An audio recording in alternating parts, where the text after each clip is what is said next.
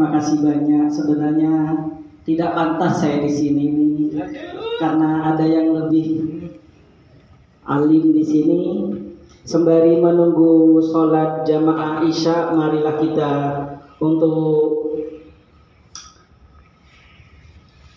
sama-sama belajar membaca dan menulis apa yang telah diistiqomahkan selama ini di kapal Niki Sejahtera. Fa'idha sholla lam tazalil malaikatu sholli alaihi ma'adama fi musallatan malam yuhdis Allahumma alaihi Allahumma arhamhu wa la yazalu fi sholatihi man tadarus sholat. Yang artinya dari Sayyidina Abu Hurairah radhiyallahu anhu, beliau mengatakan bahwasanya baginda Rasulullah SAW bersabda, Salat seorang laki-laki dengan berjamaah dilipatkan 25 kali dibanding salat di rumahnya atau di pasar atau di kamarnya derajat.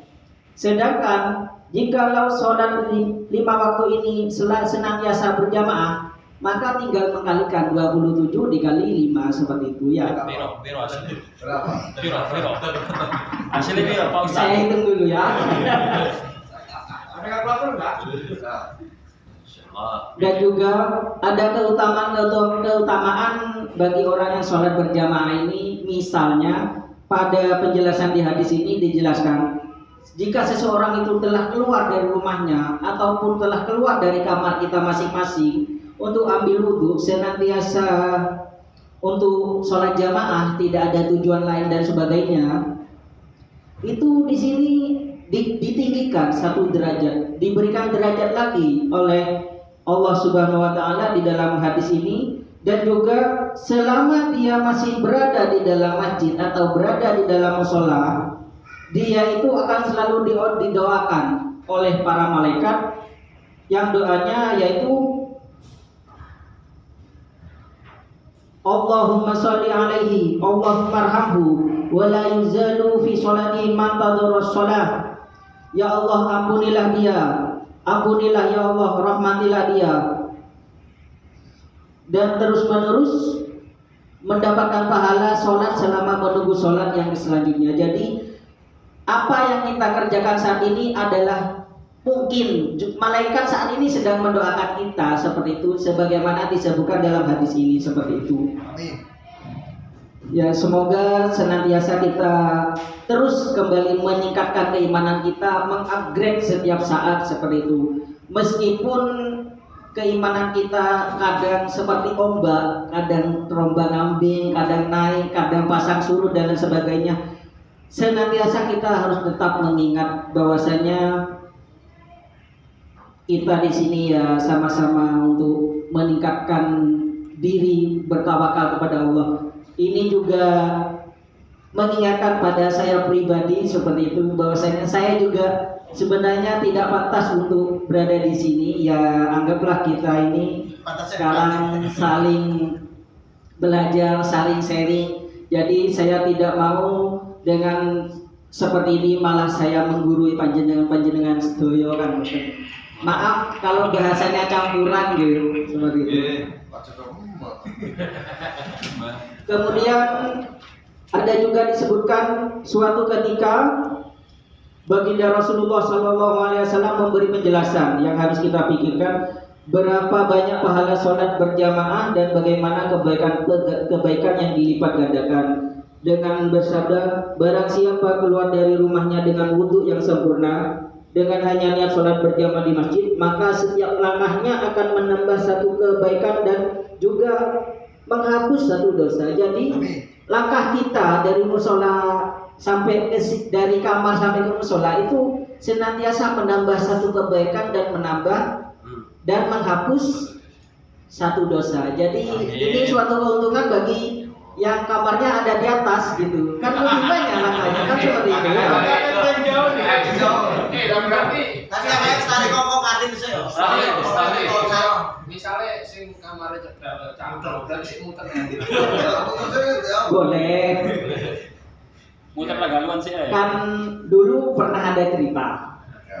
Ada cerita pada suatu, ya dulu lah, diceritakan sama guru saya. Ada seseorang yang istilahnya itu engkel-engkelan. Orang yang mau sholat jamaah sholat Jumat ke masjid, antara orang yang jalan kaki sama yang bersepeda, ini engkel-engkelan masalah pahala gitu. Sedangkan yang jalan kaki anggaplah dihitung 100 langkah ke masjid, ya berarti dia mendapatkan 100 pahala dan 100 dosanya dihapus. Sedangkan yang pakai sepeda ini, karena dulu masih musimnya bukan sepeda motor ya, masih sepeda pancal, jadi dia itu terhitungnya setiap kali dayu, setiap kali mancal. Kalau bahasa orang rumah saya mancal itu, Bas. Setiap kali mancal itu kalau pelan-pelan sama 100 kali pancalan sampai ke masjid itu. Engkel-engkelan udah bisa, karena saya jalan, saya lebih mengeluarkan tenaga saya, otomatis saya yang lebih banyak pahala. Kamu tinggal naik di atas sepeda, tinggal ngayuh, itu pahalanya sampai sedikit seperti itu. Nah, kalau jalannya turun kan nggak digayo. Iya, itu masalahnya. Nah, sehingga suatu ketika pergilah ke suatu ustadz seperti itu, ke suatu ustadz, tokoh masyarakat yang ada di sana, tokoh masyarakatnya juga menjelaskan, juga tidak menyalahkan lah. Inilah mengapa jika kita anggaplah menjadi suatu, meskipun kita bukan suatu pemimpin, tapi dalam mengambil keputusan itu harus adil, kan seperti itu. Tidak menyalahkan satu dan tidak membenarkan yang satu. Sehingga jawabannya si tokoh masyarakat ini bilang, kamu benar 100 langkah dapat pahala 100, kamu benar dapat 100 goes 100 pahala, dan kamu benar jerih payah kamu itu lebih besar kinerjanya daripada yang main sepeda. Akan tetapi yang dihitung itu bukan masalah langkah atau gayuannya, tetapi bagaimana niat kamu yang benar-benar tulus hanya untuk pergi ke masjid dan untuk sholat Jumat berjamaah seperti itu. Itulah yang dicatat seperti itu. Ini Isya masih lama ya ternyata. Ini masih setengah jam. sampai Isya ini. Iya, masih setengah jam. 1-2 tadi habisin. Kasih tanya jawab. Dia tanya jawab nggak apa-apa sih. Ya mungkin sembari menjelaskan ada yang mau tanya jawab, monggo seperti itu. Dalam tanda kutip ini pembahas sholat berjamaah saja ya. Mungkin seperti itu saja. Apa mau dibacakan yang lain lagi? Ini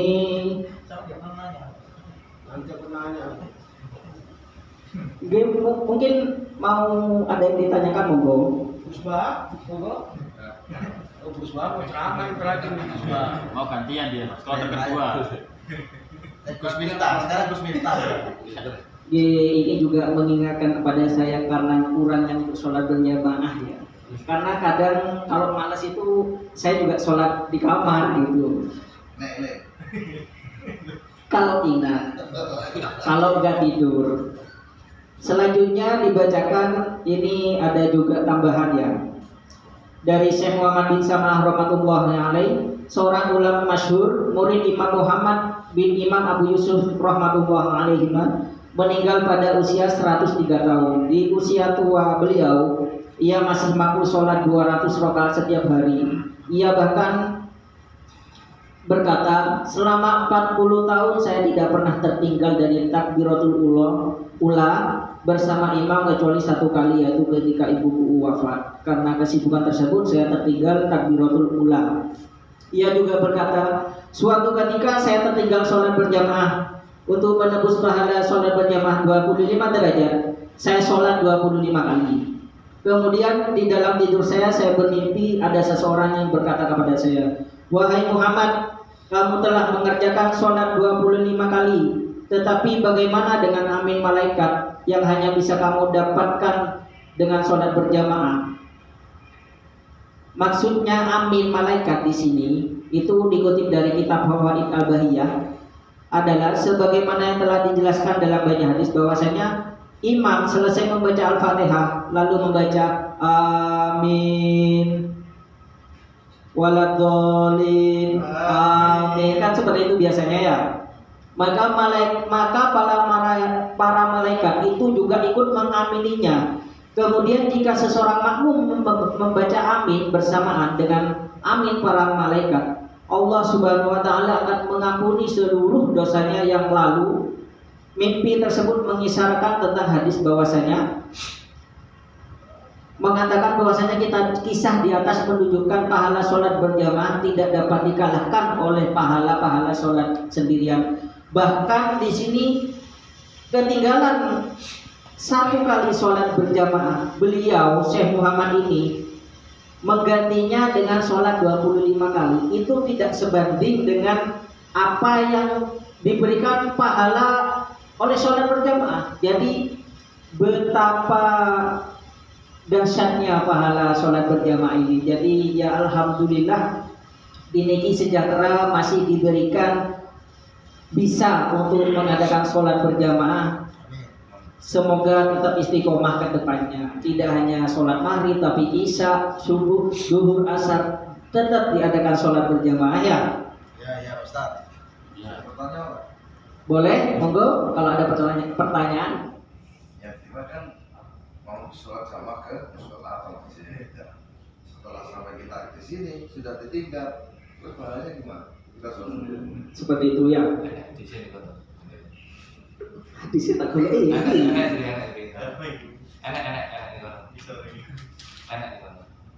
ini barang siapa? Ini ada di rumah sudah berjamaah. Sing dibahas. Enak itu apa? Iya sing di. Siapa guru? Yoga. Siapa belajar ya? Kalau coba saya itu ketemu. Itu niatnya memang niat berjamaah apa sengaja untuk ditinggal? Niat sholat berjamaah. Setelah sampai di musola kita sudah selesai. Insya Allah pahalanya itu berjamaah itu. Insya Allah. Gini, seseorang yang berjamaah itu disebut makmum. Jika telat itu disebut makmum masbuk namanya. Ya. Ya mungkin saya boleh menjawab, tapi jika ada yang lebih benar monggo saling sharing, kan seperti itu gitu. Betul. Karena di sini tidak mencari siapa yang benar tidak, tapi kita saling membenarkan seperti itu, mana yang keliru dan lain sebagainya.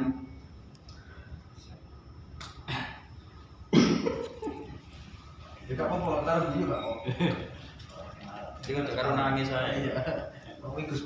Biasanya ibaratnya gini, orang yang sudah niat itu otomatis sudah dicatat pahala oleh Allah.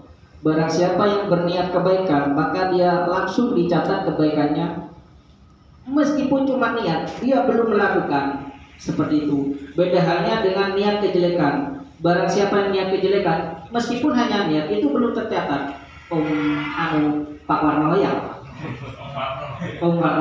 Jadi kalau mengaca ke pertanyaannya, kan dia niatnya untuk sholat berjamaah. Setelah nyampe di musola dan masjid, dia ketinggalan, tapi masih mengikuti untuk berjamaah kan ya.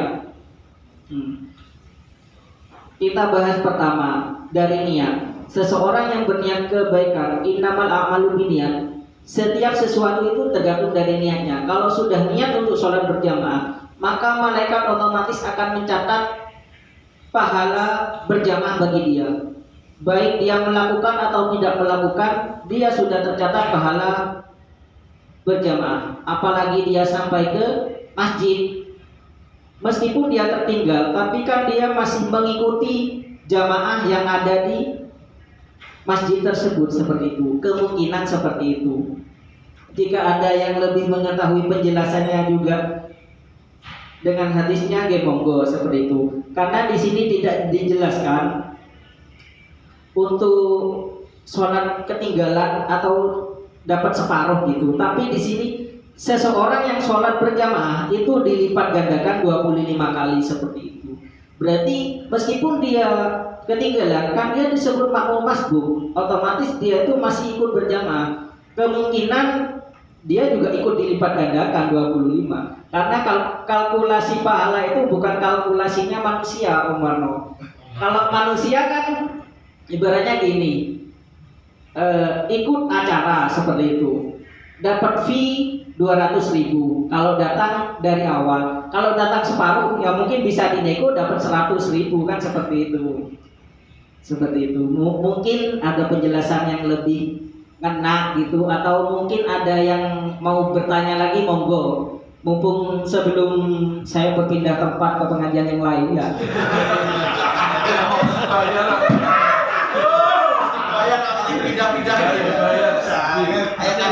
Ustadz mau tanya Ustadz, apa hukumnya bagi orang yang menunda-nunda sholat sedangkan dia sendiri sebenarnya sudah bisa untuk pada hari itu juga melaksanakan sholat? Terima kasih Ustadz. Seseorang yang menunda-nunda sholat itu sama halnya seseorang yang berniat untuk meninggalkan sholat aslinya, kan seperti itu, Di sini ada beberapa hadis ancaman bagi seseorang yang meninggalkan sholat berjamaah. Meskipun dia itu menunda-nunda, otomatis dia itu biarkan sudah, biar sholat sendiri, biar cepat, nunggu jamaah lama, kan seperti itu. Banyak kejadian, ya saya juga pernah gitu sih dulu. Apalagi imamnya baca surat yang panjang gitu kan, di waktu-waktu mepet.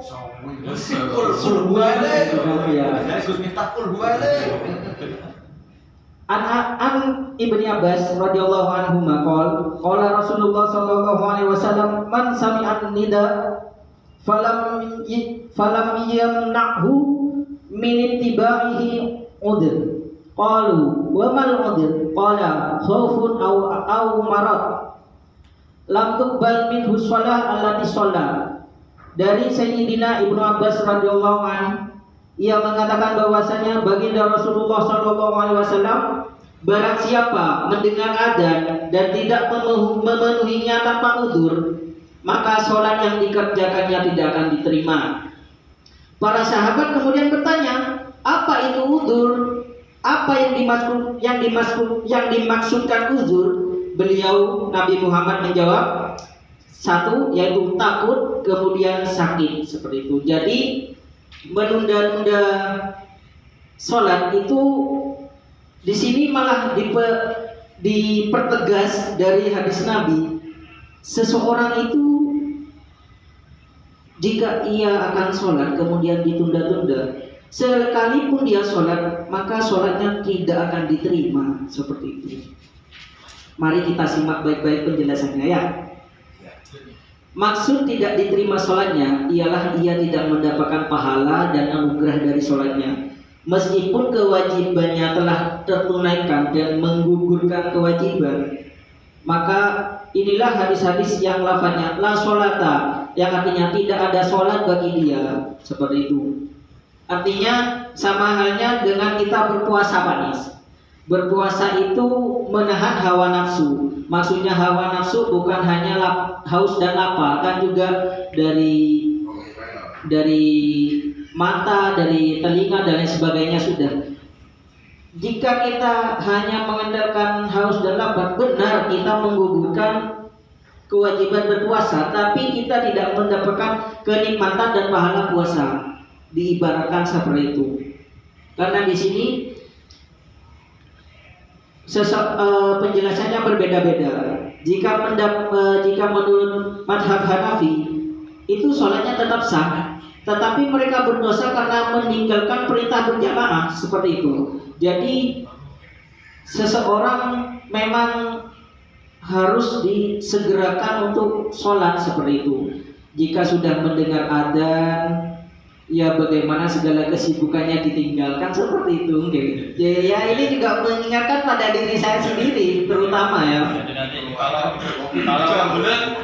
kalau waktu sampai teli sampai tinggal dulu. Boleh. Jadi pas waktu proses muat ada break dulu, sholat, seperti itu. Ya memang untuk melakukan kebaikan memang tidaklah mudah. Banyak sekali godaannya. Antara godaan 1 sampai 10 nih banyak. tetapi sebagaimana mungkin untuk kita tetap terus berusaha untuk mengedepankan kebaikan-kebaikan meskipun banyak rintangan kan seperti itu. Kalau katanya Bang Haji Roma Irama, rintangan sudah pasti ada kan seperti itu. Makanya kenapa pahala kebaikan terutama sholat berjamaah itu berkali-kali lipat? Ya karena rintangannya banyak. Kalau subuh ngantuk dan sebagainya, dingin, malas gitu kan. Ini saya seperti itulah. Mungkin ada lagi, mungkin jawaban saya sudah bisa menjawab pertanyaannya Panjenengan Manis. Alhamdulillah sudah menjawab. Mungkin ada lagi yang mau bertanya? Ustaz Edi, ayo. Jangan dekat ke saya. Kamu Oh, Edi ini apa? Ayo jangan tidur ya, didengarkan ya. Tidur, waduh. Jadi Roisa ini. Ini kita apa Ustaz? Ini tentang janji. Janjinya beli durian tapi nggak jadi, itu hukumnya gimana? Ya seperti itu ya. Janji adalah hutang. Janjinya beli durian tapi nggak jadi, akhirnya keluarnya pentol, itu gimana? Setidaknya dia menepati janjinya. Betul. Tapi nggak sesuai sama. Ya kalau janji itu ada, kalau nggak ada barang itu mah beli kan Ustaz ya? Apa ini boleh dibahas kalau keluar dari materi? Tadi ini sholat. Materinya sholat. Seperti itu. Apa? Bisa dijawab. Ini janji kan gitu. Itu lanjut di materi tentang permakanan aja. Lanjut nanti. Ya. Kalau boleh dijawab ya saya jawab ya. Saya jawab dulu ya. Kebetulan ini meskipun tidak begitu pintar ya pahamlah hal-hal seperti ini ya. Untuk janji ya. Janji itu kalau kita sering mendengar dalam kaidah Islam al-wa'du dainun kan ya. Janji adalah hutang, kan seperti itu. Umpamanya contoh yang sama yang bilang janji belikan durian tapi dapatnya pentol, kan seperti itu. Sekarang kita lihat ke lapangan kan seperti itu. Seseorang yang berjanji maka ia harus ditepati. Jika tidak ditepati dia akan berhutang, bahkan sampai akan dihisap nanti kan seperti itu ya. Berjanji, oh ya sudah saya belikan durian kamu 1 kan seperti itu. Ternyata setelah nyampe lapangan duriannya nggak ada, tutup. Boleh nang lapangan, jangan baku. Maksudnya setelah nyampe ke lokasi, kan seperti itu. Kalau malam memang nggak ada durian Pak Ustaz. Iya. Adanya pagi sampai Boleh siang. saya jawab dulu? Silakan. Iya. Iya, silakan. Iya. Soalnya kemarin agak bulat kan. Kalau Gimana hukumnya? kalau kata Pak Prabowo, tunggu biarkan aku menjawab. Sorry ya. Moi. Ya, minta beli durian setelah nyampe ke lokasi karena kondisi malam akhirnya tidak ada. Ya mau tidak mau dia harus menepati janjinya, mau gak mau dia harus membelikan sesuatu yang ada. Akhirnya dia dapat pentol, dia dikasih. Harusnya seseorang yang dijanjikan itu bukan menagih durian tetapi berterima kasih. Walaupun kamu berjanji durian tidak ada, kamu tetap berusaha untuk memberikan aku apa yang ada di sana kan seperti itu. Harusnya bersyukur ya Pak Ustaz ya. Bersyukur. Mungkin sampean terlalu menagih-nagih seperti itu mungkin bukan gimana ya, mungkin kehidupan sampean kurang bersyukur. Masalahnya udah pasang ngomongnya kan, Iya. terus terbayang-bayang nggak bisa tidur gitu loh. Oh ya bisa makan durian. Ya, bersyukur, kuncinya bersyukur Mas. Bersyukur sama itu. Makanya ada pepatah yang bilang, benar kamu hidup di dunia, tapi jangan terlalu kemaruk nang dunyo ngono, kasarannya ngono. Kamu juga harus ingat akhirat seperti itu. Paham? Sorry ya.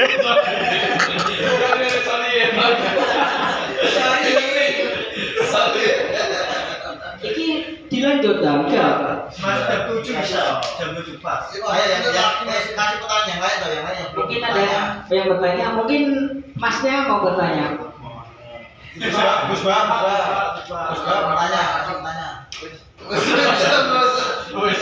Enggak, mana tahu Gus Bang mau ngasih sepatah dua patah. Nah, iya. Iya, monggo. Mungkin ada nasihat-nasihat yang perlu disampaikan. Ada buat hari ini. Monggo, Gus. Kami persilakan, Gus Bah. Ayo Gus Bah, kata-kata hari ini Gus Bah, kata-kata hari ini. Gus Bah, kata-kata hari ini. Mitra mantri. Ayo, kata-kata hari ini Gus Bah. Ruang dan waktu kami persilakan untuk Gus Bah. Hari itu apa dulu? Kok guyunya bisa nih?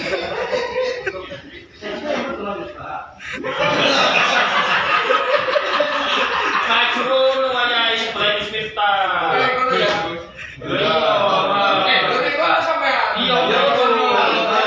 Saya mau ijab kabul kalau di situ. Kan ngono kan Gus Bah kalau Gus Miftah kan. Ngaji bareng. Assalamualaikum saya. Kata-kata hari ini Gus Bah.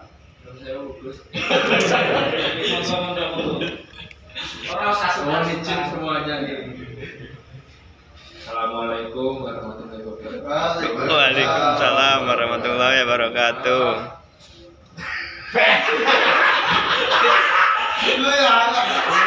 Ini saya tidak mau bukan tidak mau. Intinya semuanya udah dijelaskan soal masalah pahala sholat.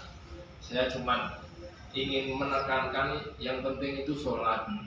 Kalau masalah pahala dan lain sebagainya itu ya wis biar urusannya yang di atas.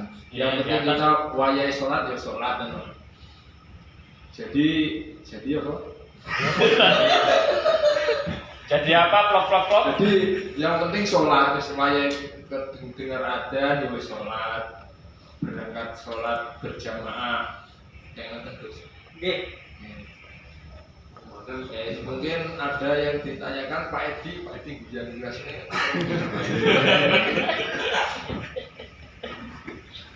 Iya Gus. Pojoknya lagi kamera. Ya wes ikut dong. Monggo. Ya, saya lanjutkan Gus G. Gus Baha. Adiknya Gus Baha. Ya.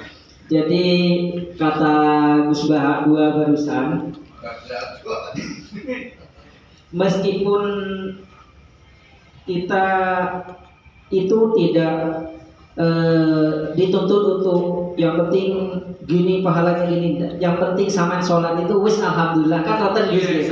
Yang penting sholat itu pernah alhamdulillah, karena ya kalau bisa itu sholatnya di musola seperti itu, karena barang siapa yang menghidupkan majelis-majelis, terutama majelis sholat juga majelis ngaji seperti sekarang ini, mengkaji suatu hadis, itu seseorang itu akan mendapatkan pahala lebih katanya seperti itu. Amin. Diriwayatkan dalam suatu hadis itu, saya lupa artinya, tapi artinya diriwayatkan suatu hadis bahwasanya barang siapa seseorang yang menghidup-hidupkan kebaikan, menghidup-hidupkan jamaah, melakukan jamaah baik itu kaidah, kajian, sholat berjamaah dan lain sebagainya, maka tempat itu akan bersinar sampai tembus ke langit ke-7 di hadapan para malaikat seperti itu.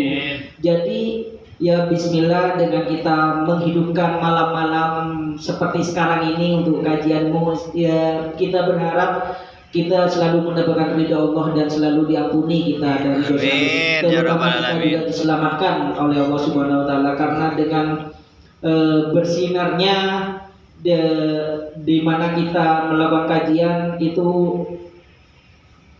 tembus ke langit ke-7 di hadapan para malaikat dan kemudian didoakan oleh para malaikat. Karena pada suatu malam itu malaikat itu disebar oleh Allah Subhanahu wa taala, itu disuruh mencari cahaya-cahaya yang ada di bumi. Itu di mana cahaya, dan cahaya-cahaya yang dimaksudkan itu adalah kajian-kajian, ya pengajian seperti malam hari ini seperti itu. Mungkin ada lanjutannya, Gus? Gantian Gus. Minta tolong pecinya Gus. Saya ini cuma penghiburan saja. Biar enggak gabri. Gus, Gus. Ya. Kalau misalnya sholat maghrib kan sudah wudu, selesai maghrib kita minum teh pucuk, itu langsung kita lanjutkan sholat isya, itu batal nggak Gus wudunya? Batal.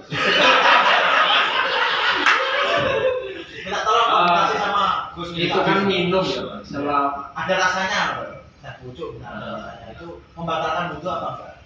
Minta tolong. nanti kalau salah benerin itu. Minta tolong jawabannya Gus. Ya, kalau menurut saya itu tidak batal. Karena kan minum.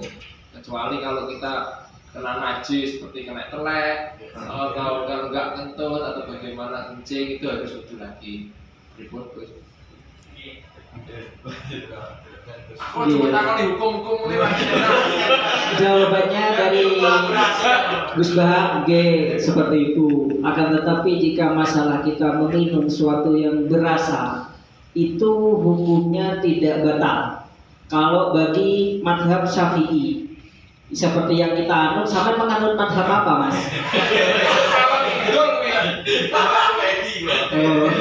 Madhab Edi. Kan madhab itu ada Syafi'i, Hanafi, Hambali, dan Maliki. Tambah satu lagi. Edi.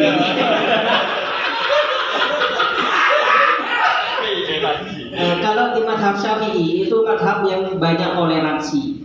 Kalau masalah sudah wudu, makan bahkan minum yang berasa, bahkan makan pun itu tidak batal wudunya.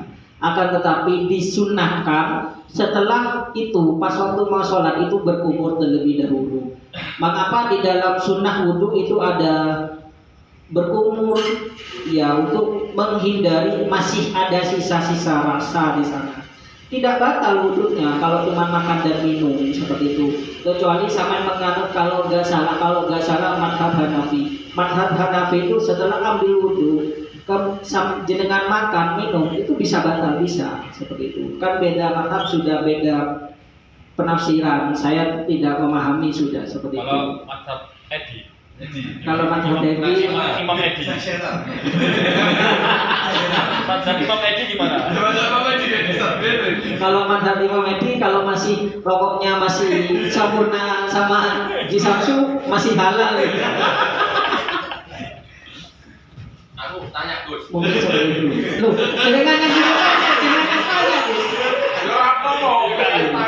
Iya, mikir tuh. Ayo. Saya mau nanya ini, mungkin ini juga dialami oleh semuanya ya. Biasanya itu sering terjadi itu pas puasa. Habis buka puasa kita makan, buka puasa batal puasa, terus kita sholat maghrib, tiba-tiba pas mau rukuk atau apa kebeletnya berarti gimana Gus? Lanjut kan? Bentuk no. Senantiasa kita harus segera untuk menjalankan sholat jika sudah mendengarkan adzan.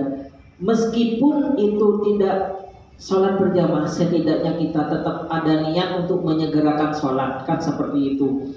Kan kita juga dalam posisi bekerja, jadi kondisional. Jika masih bisa dikerjakan untuk sholat berjamaah, ya alhamdulillah. Jika tidak, ya tidak apa-apa. Yang penting kita sudah berniat untuk menyegerakan sholat. Barang siapa yang menyegerakan sholat, berarti dia itu senantiasa menyegerakan untuk selalu membangun tiang agama, karena sholat adalah tiang agama. As-sholatu imaduddin, kan seperti itu ya. Jika sudah menunda-nunda, otomatis tiangnya tidak bangun-bangun, agamanya pun tidak akan berjalan, tidak akan kokoh seperti itu. Mungkin seperti itu ya Gus ya. Terima kasih atas waktunya.